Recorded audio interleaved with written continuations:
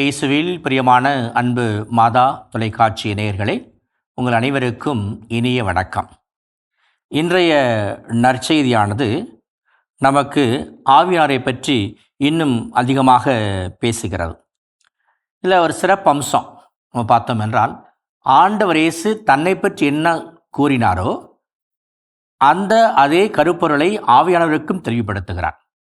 நான் எதையும் தானாக செய்யவில்லை, மாறாக எனக்குள் இருக்கின்ற தந்தை இறைவனுடைய விருப்பத்திற்கு செவிமடுத்தே செய்கிறேன், அதையே பேசுகிறேன் என்பதை நாம் வாசிக்க கேட்டோம். பல நேரங்களிலே அதை நாம் மறைவுரையாக கேட்டிருக்கின்றோம். அதே கருத்தை தான் ஆண்டவர் இயேசு இன்று தெளிவுபடுத்துகிறார்.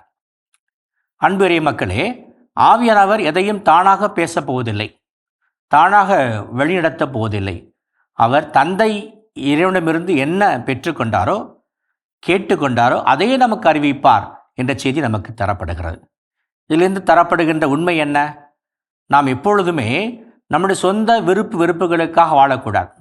மாறாக ஆண்டவர் இயேசு என்ன சொல்லுகிறார், அவர் எதை உணர்த்துகிறார், நற்செய்தி நமக்கு என்ன வெளிச்சத்தை காண்பிக்கிறது என்று உணர்ந்து அதற்கு தகுந்தது போல் இந்த உலகத்தில் நாம் பயணிக்கின்ற பொழுது இந்த உலகம் ஒரு நிம்மதியான வாழ்க்கை அடையும், அமைதியை பெற்றுக்கொள்ளும், போர் முழக்கங்கள் நின்று போகும், சண்டை சச்சரவுகள் அனைத்து ஓய்ந்து போகும், அனைத்து விதமான வேறுபாடுகள் அனைத்தும் கலைந்து போகும். மாறாக நாம் அனைவரும் இறைவனுடைய அந்த கூக்குரலுக்கு செவிசாய்த்து நாம் எப்போதும் நடைபெறுவோம்.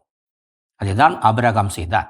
அதான் மற்ற எல்லா இறைவாக்கினர்களும் நீதியின் தலைவர்களும் திருச்சபையின் புனிதர்களும் செய்தார்கள். நாமும் அத்தகைய ஒரு புனித வாழ்வுக்கு அழைக்கப்படுகிறோம். அவர்கள் தூய ஆவியானவரின் குரலுக்கு செவிசாய்த்தார்கள். தூய ஆவின் குரல் எது என்று அவர்கள் கணித்தார்கள், இனம் கண்டு கொண்டார்கள். ஏனெனில் தூய ஆவியானவர் எப்போதுமே நம்மை உண்மையையும் நன்மையையும் நேர்மை நோக்கியே பயணிக்கிறார் என்ற செய்தி நமக்கு தரப்படுகிறது. அது மட்டுமில்லாமல் நாம் என்ன பேச வேண்டும், எப்படி பேச வேண்டும் என்பதை அவரே நமக்கு அறிவுறுத்துகிறார், அவரே நமக்கு வெளிப்படுத்துகிறார்.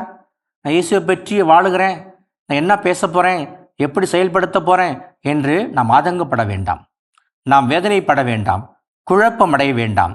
மாறாக ஆண்டவர் இயேசு நம்மில் அத்தகைய ஆற்றலை அருள்வார். அதான் நம்பிக்கை. அடிக்கடி ஆண்டவர் இயேசு இந்த பகுதியில் நமக்கு தருகின்ற செய்தி, என் மீது நம்பிக்கை கொள்ளுங்கள், தந்தை இறைவன் மீது நம்பிக்கை கொள்ளுங்கள், உங்களுக்காக அனுப்பப்பட்ட தூய ஆவியின் நம்பிக்கை கொள்ளுங்கள் என்ற செய்தியை தருகிறார். ஏனெனில் நிறைய ஆண்டவர் இயேசு சீடர்களிடம் பேசுகிறார் இவற்றெல்லாம் பற்றி. அவர்கள் தயங்குகிறார்கள். வாழ்க்கையில் துன்பு வருமோ, இயேசுவை பற்றி அறிவிக்கின்ற பொழுது நமக்கு தடைகள் வருமோ என்று அவர்கள் மருளுகின்ற பொழுது ஆண்டவர் இயேசு, நீங்கள் அச்சமடைய வேண்டாம், உள்ளம் கலங்க வேண்டாம், மருள வேண்டாம், நான் என்றும் உங்களோடு இருக்கிறேன். நாம் அனுப்புகிற ஆவியான ஒன்று உங்களோடு இருப்பார், அவர் உங்களை வழிநடத்துவார், உங்களுக்கு வேண்டி எல்லா விதமான இறை ஆசிரியை பொழிவார் என்று கூறுகிறார். நாம் தான் அதை பல நேரங்களில் மறந்து விடுகிறோம், உணர்வதில்லை. எப்போது உணர்கின்றோமோ வலிமை பெறுகின்றோம். எப்பொழுது அதை நாம் பெற்றுக்கொள்கின்றோமோ அது நமக்கு மாபெரும் ஒரு மகிழ்ச்சியையும் பலன்களையும் கனிகளையும் கொடைகளையும் தருகிறது. அன்பு இறை மக்களே, தந்தையுடையவை யாவும் என்னுடையவை, எனவே தான் அவர் என்னிடமிருந்து பெற்று உங்களுக்கு அறிவிப்பார். அப்போ இவங்களுக்குள்ள ஒரு ஒற்றுமை இருக்கிறது. மூவர் இறைவன் என்ற அந்த கடவுள் பற்றிய செய்தி நமக்கு தெளிவுபடுத்துகின்றது. தந்தை, மகன், தூய ஆவியார், இவர்கள் மூவரும் தனித்து இயங்கவில்லை, இவர்கள் இணைந்து இயங்குகிறார்கள். தந்தையிடமிருந்து மகன் பெற்றுக்கொள்கிறார், மகனிடமிருந்து தூய ஆவி பெற்றுக்கொண்டு உலகிற்கு அனுப்புகிறார். இவ்வாறு உலகம் இணைந்து இயங்கினால் எத்தகைய நன்மை பிறக்கும், உலகம் இணைந்து இயங்கினால் எத்தனை ஒற்றுமை பிறக்கும். ஆகவே அத்தகைய ஒரு உறவை தூய ஆவியாம் இறைவன், மூவர் இறைவன் நமக்கு தருகிறார். ஒற்றுமையை பற்றி நாம் பல விவாதங்களில் கேட்டிருப்போம், பல கட்டுரைகளை வாசித்திருப்போம், பல நிகழ்ச்சிகளை பெற்றிருப்போம். ஆனால் அவற்றோட மேலானது மூவோரு இறைவன் கொண்டிருக்கின்ற இந்த தோழமை.